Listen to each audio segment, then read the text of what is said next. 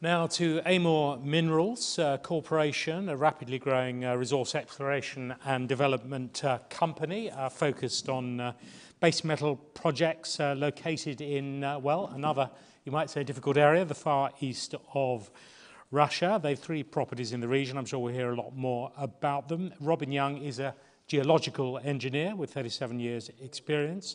He's worked extensively in the CIS since 1991.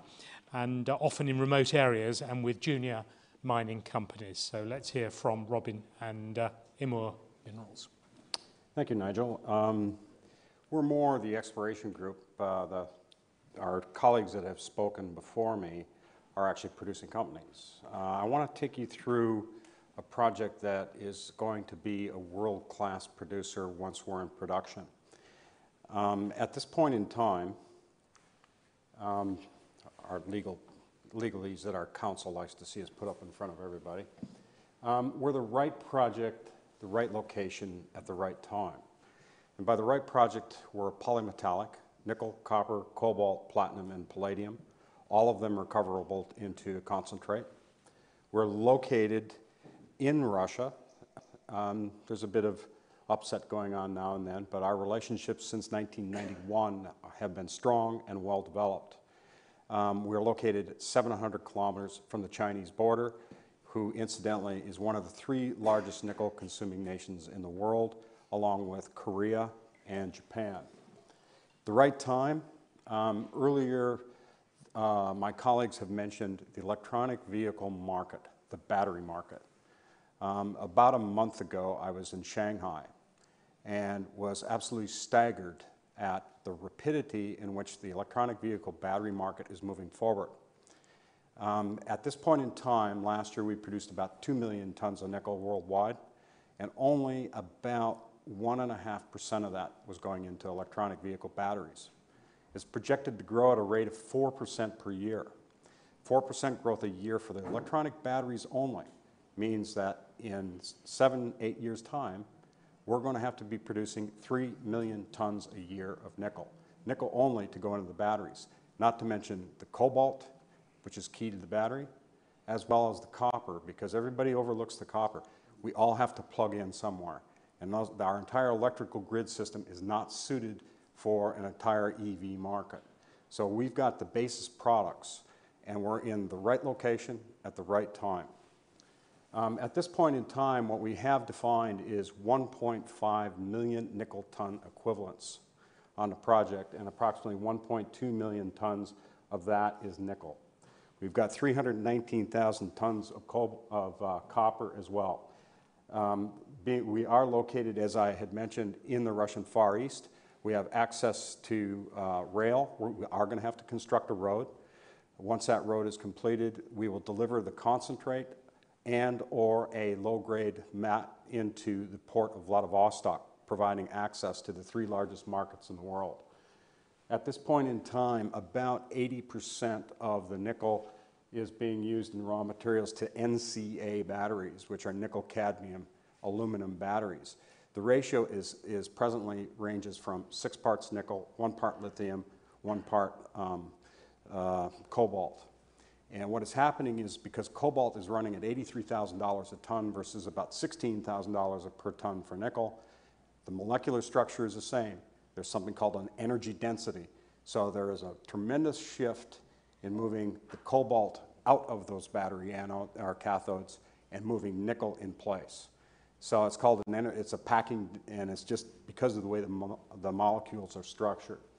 Once we're in production, anticipated to be, I'm sorry, there's an error here. It says 2021, it should be 2023.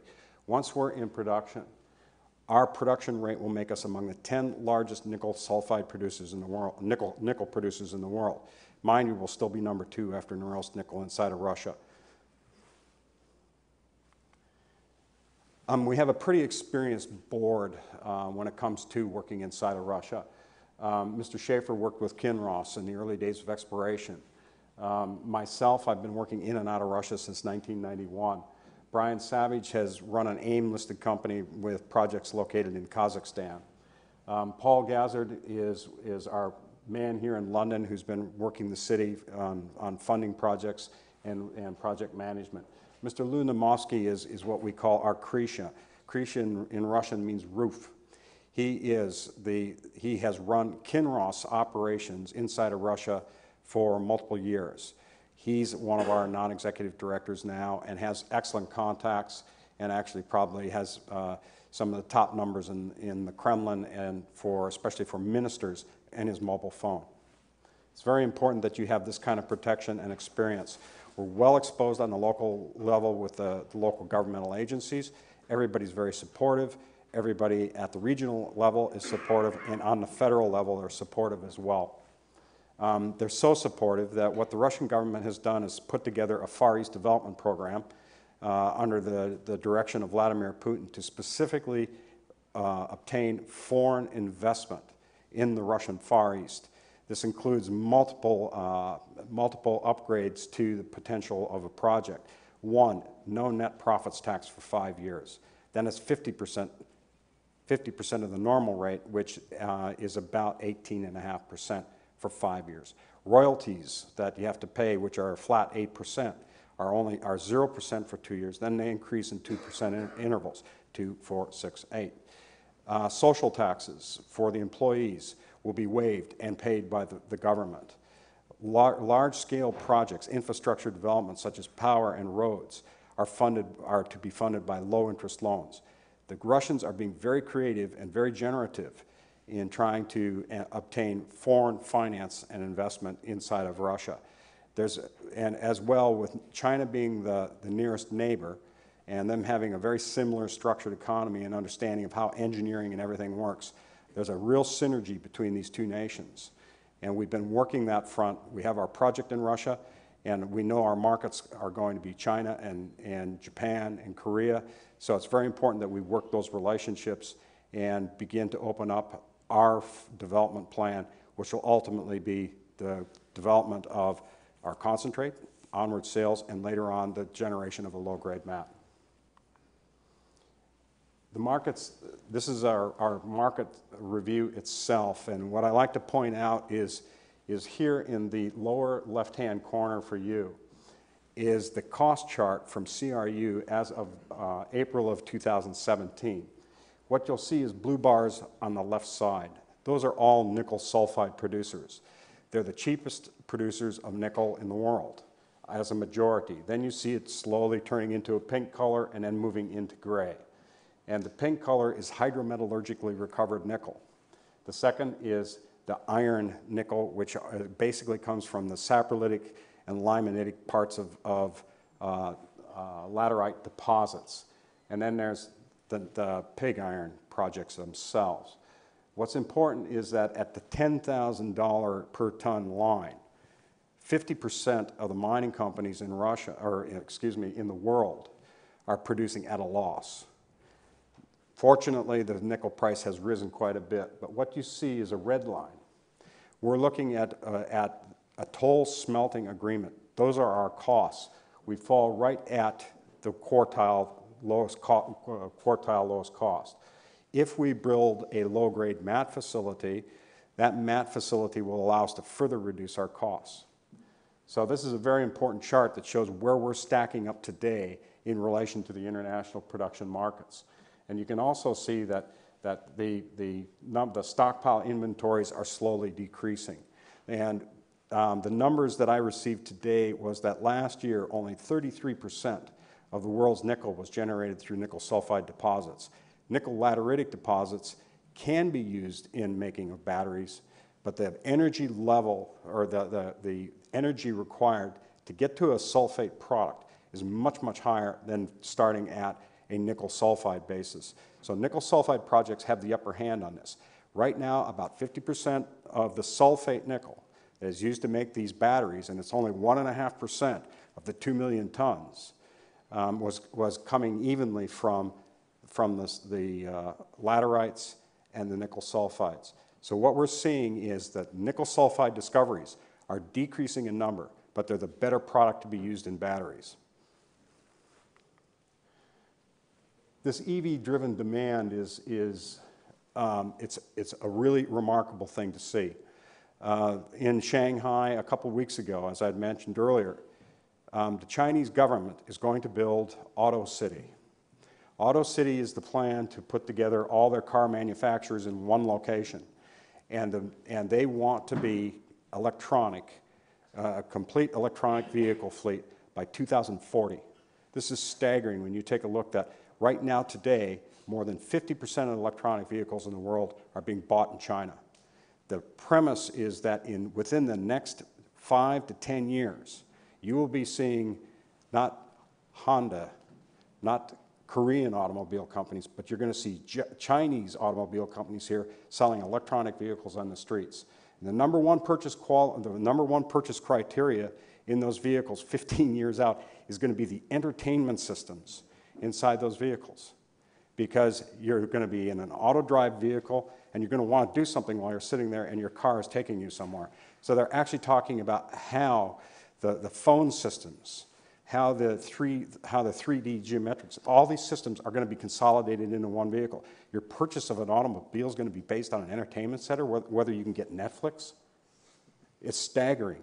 They're way ahead of us in a lot of ways. All our governments, you're taking a look, Sweden is very high already on the electronic vehicle markets.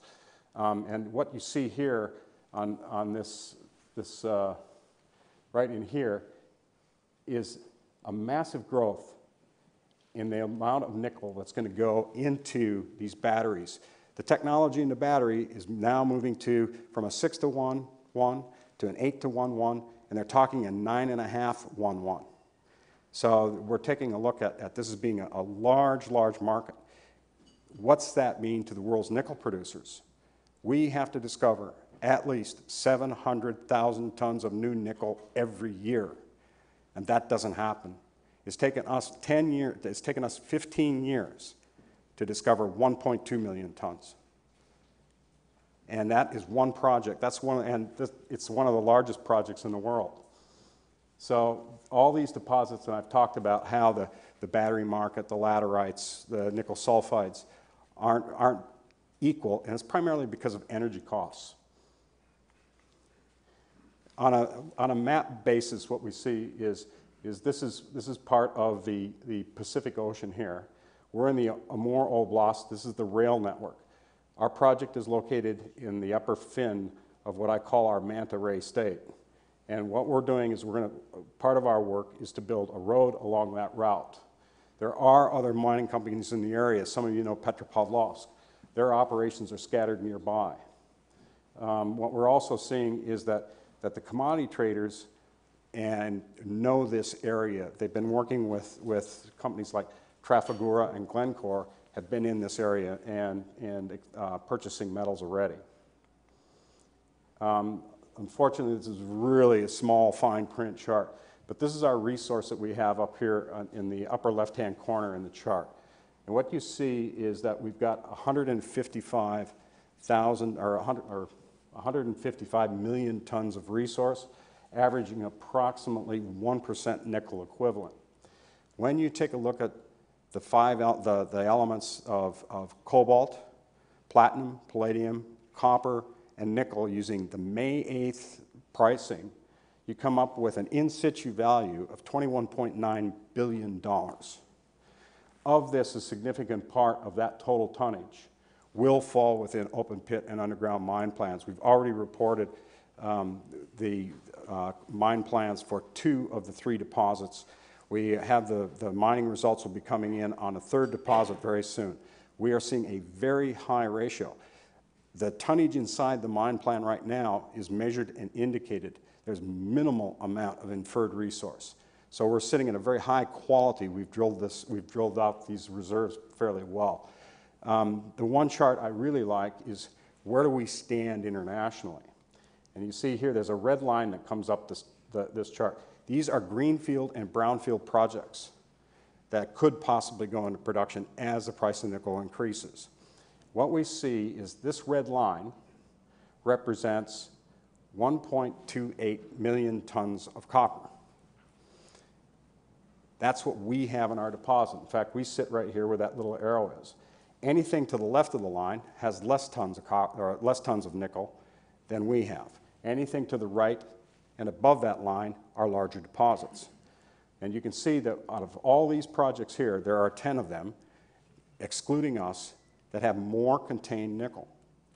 If you put a 0.4% nickel cutoff grade on deposits, their average reported grades, 6 of them, their average grade is less than what we're using for a cutoff grade.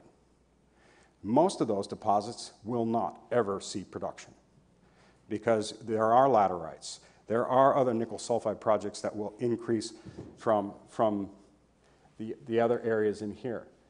But we're sitting right now on the 3rd largest nickel sulfide deposit in the world, and we haven't finished exploring the site yet. This is just our operating cost projections charts. We have a toll smelting operation where we make a concentrate and we sell it onto somebody who toll smelts it. Toll smelting is a very punitive process financially to any company. You pay, John has a good rate, he's getting 85% for his copper. That's not the way it works in nickel. Nickel they'd say, oh no, it's not going to work that way. We're only going to pay you 70%. And then they pay you nothing for the cobalt, nothing for the platinum, nothing for the palladium, and you can negotiate some of the copper. But these are our projected costs on the toll smelt. We've taken a look at building our own low-grade mat where we put in our own furnace, and we melt our own product, which we can sell onward. What we're finding is that this low-grade mat process is much more financially rewarding to us. We get 99.9% of the nickel, 99.9% of the copper, and 99% of the platinum, palladium, and cobalt. Those are all saleable products that we can generate revenues from. So as you can see, our ultimate goal is to get up and running, become through toll smelt, generating revenues, and shift as quickly as possible over into our generation of a low-grade mat. On an annual basis, we've calculated our C1 costs, and they average about $2.77 a pound for toll smelt versus $2.61 a pound for a low-grade mat facility. And you can see that, you can actually see the Russian tax influence by the benefits they're giving us and the royalties they're giving us, because our costs start really low. And then right here in year 5, bang, they jump. That's where the new tax, half the tax kicks in, and the royalties increase a bit. As the life of the operation extends out, we do see an increase in the cost. But the average cost of $2.77 a pound is a lot lower. It's about $4 less than today's nickel price. So we're looking at a $4 operating profit per pound of nickel. 2,204 times 1.2 million is a lot of pounds of nickel. So where are we at now? We're presently reworking a pre-feasibility study. That pre-feasibility study is including the new information that we have just derived from RPM Global, who's done resource and reserve estimates for us. And we're looking to have a bankable feasibility study completed in 2019. We are considering various offtake agreements. These agreements have to be negotiated. They're a long-term agreement. You cannot lock your price in today. You cannot lock in your terms today because we're not going to be in production for 4 to 5 years. I don't want to lock in at a price and the schedule, especially with the electronic vehicle market. We don't know what the ramifications are going to be. We do know this much. Nickel is going to boom. And I can't tell you what the future price will be, but some of the projections are that it'll be well over $10 a pound. I'm not saying that right now. What we have been using for the past years as a benchmark is $7.50 for long-term pricing. Today's price, again, is about $6.50 a pound. We're very close. The electronic vehicle market builders, the guys who make the batteries, are buying commodity now. They're buying sulfate, future sulfate. They're buying whatever they can get their hands on. They need to make sure that they have a supply to make sure that they can build the batteries for the cars that are going to be built. Financing. We've been pretty busy. We've been talking to multiple institutions internationally. We have a company called Medea Capital. who has been assisting us in contacting various financial institutions. And again, this is another thing where you have to be careful in how you structure your agreements up front and early. It's too soon. We need to make sure we make the right step the correct way the first time. So that's on a technical basis and how we sell our product and how we build and operate the mine. And the second one is on how we're going to finance it. We do know that there is significant interest in debt financing the operation. We have talked to multiple international banks. They're all saying, how can we help? In other words, how can we lock you up to make a long-term loan commitment?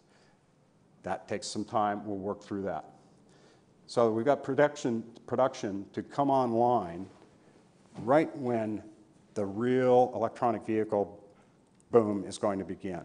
The boom for this electronic vehicle market is set for about 3 to 4 years out. It's the perfect timing for us. Right place, right time, right location, right commodities.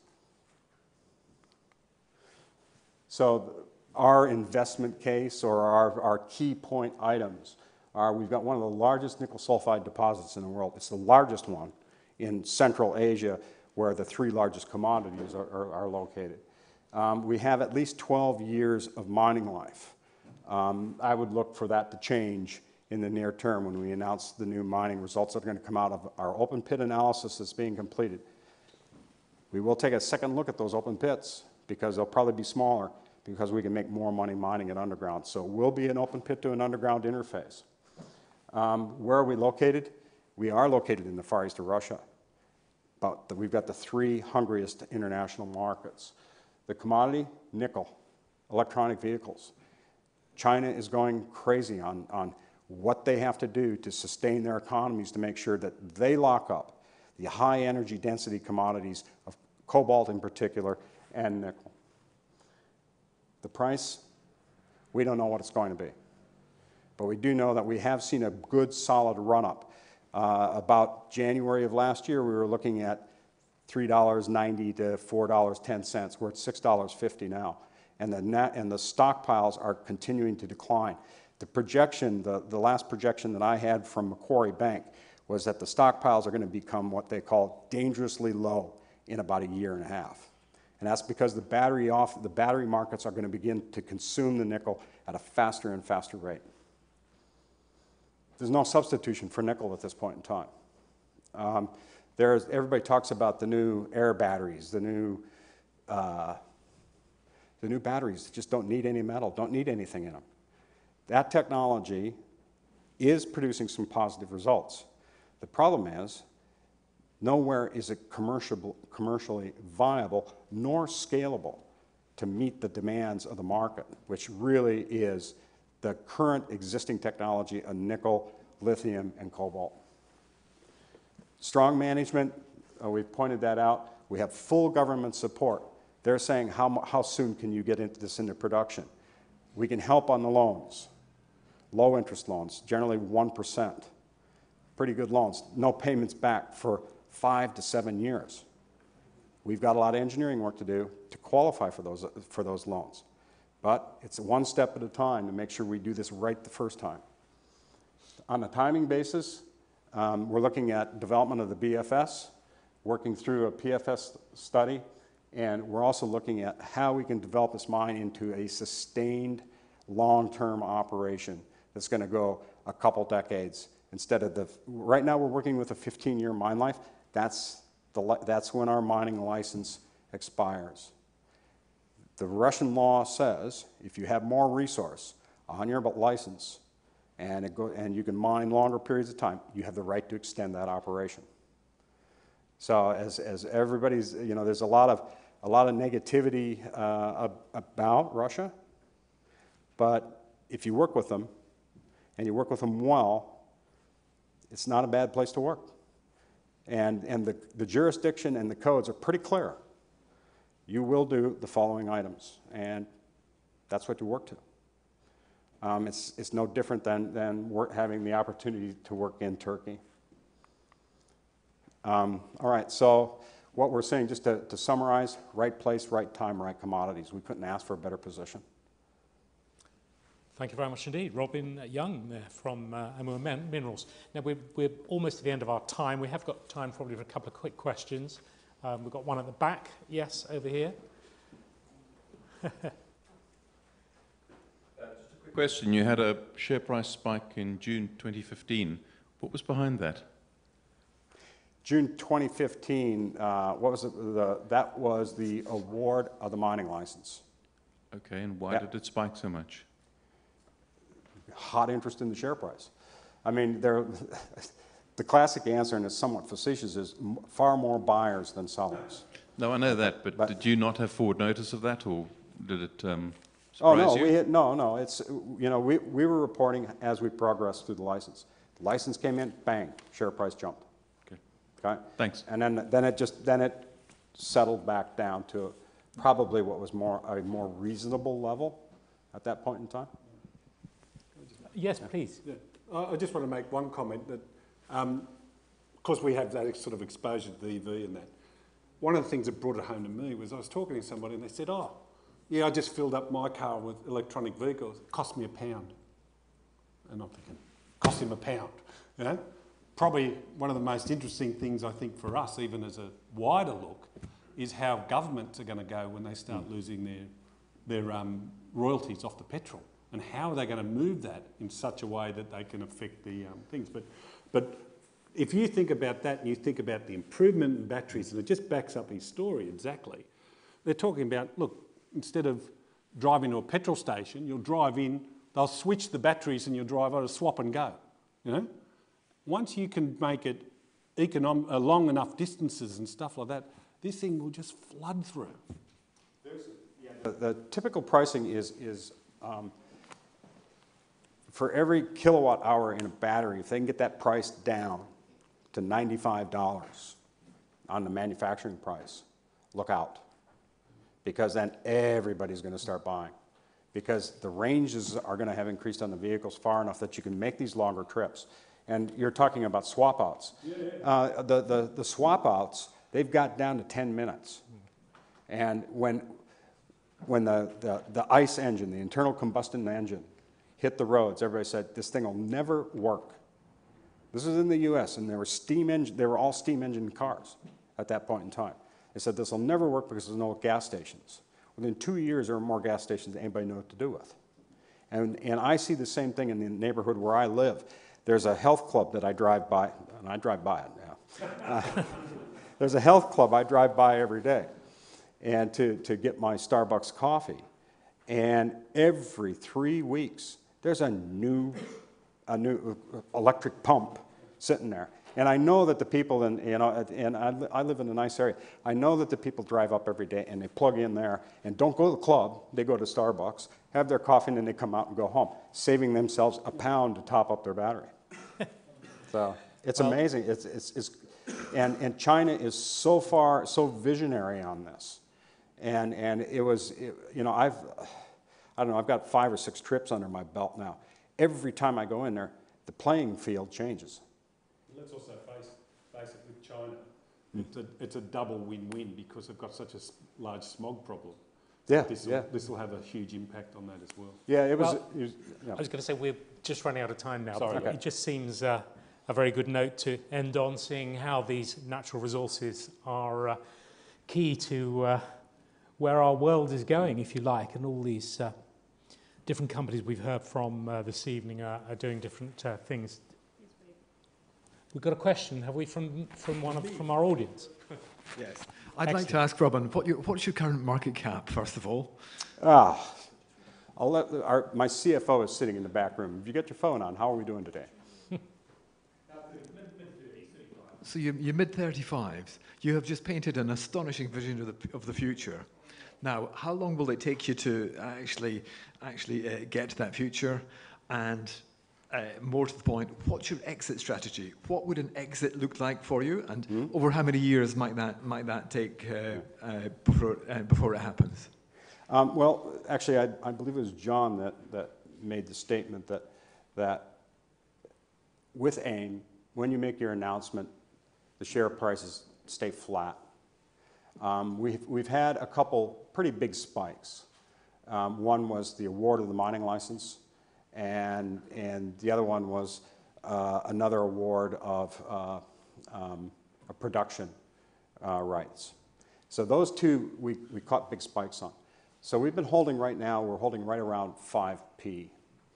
Our exit strategy, okay? And over how many years? Because it could be quite a long way into the future. We have, our policy is basically that we are staying the course. We fully intend to make every step towards a production basis. We have to assume that we're going to have to build this thing. So every day, all our decisions are on that basis. We know there are parallel tracks and parallel options that are running alongside of us. And we are in contact with companies that could possibly do it. I talked about a furnace, okay? I can do all right mining, running it through a plant and making a concentrate, but when it comes to smelting ore, that's pretty much way out of my league.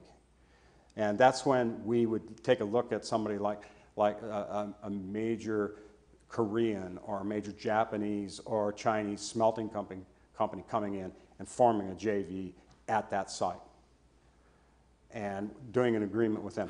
So it's more JV orientated rather than share stakes or debt from other people? You know, it's the board is open, or the area that we could go to is wide open. We do not want to, what we would call, tension the deal. And by tensioning it means if we do a very specific deal on, say, the smelter, and then somebody else wants to come in and participate in the mine, well, maybe the smelter terms would eliminate some of those people who would be interested in possibly being a mining partner with us, whether it would be, say a Rio Tinto or a Vale or somebody like that. No. So we're trying to make sure that we don't put this tension in the deal so that we preclude anybody who would come out of it. Exit? Depends. Is it a big price involved at the end of the day? I'm sorry? Is it a big price at the end of the day? Are you looking at for a very large number? I would hope so. He's not going to say no, is he? I would hope so. You know, look, I showed you an in-situ value for $29 billion. I don't think we'll see that. Okay? Somewhere in between 35 and 29 billion. Okay. Should we just get a couple of sentences in reply from the other two companies on exit strategy? I mean, it's a pretty good point. It's something all investors need to ask, and indeed asset managers. Well, I guess one of the things I can say is, as I said, we're pretty invested ourselves. Obviously, with us, it'd probably be more of a takeover per se. And if that was happening, well, it's got to be the shareholders themselves that decide that. You know, we'd be part of that voice. We'd have a comment. But, you know, it's a hard question to answer. And sorry, when you ask that question, well, of course, if someone comes on and offers you too much money, you're going to take it, right? But, you know, what's too much money? Yeah? And it's very, very important, that shareholder statement. Yeah. You know, you got to have the shareholders behind you on that offer. Yeah. It's part. You've got to keep an ongoing dialogue with your shareholders. Realistically, when it comes to exit strategies, there really isn't necessarily an exit strategy. Mining companies go through different stages of evolution, and at every stage they have different investors and different management often. So the management that explores and develops a project won't be the guys often that build it and won't be the guys that run it in the long run. Yes, the exit strategy could be a takeover at a high price, but those things are actually rarer than they are common. And they can happen, and at the height of the market, there's always some really overpriced M&A, and shareholders will benefit from that at the right price. But on the whole, shareholders leave when they've made a return on their investment and they are looking for a different type of return. A production company is only going to go up at a certain level. An exploration company is innately riskier, but theoretically has higher rates of return. So there are different, the exits are when you decide to come in and when you decide to exit the share price, largely speaking. Okay, well, on that note, let's end it here because some of us would like a drink, and we've heard a great deal from all our guests. We're very grateful to them, to Amanda van Dijk here from South River Asset Management, from Dr. Karim Sheena from Ariana Resources, John Peters from Strategic Minerals, and Robin Young from Amur Minerals. Let's thank all of them.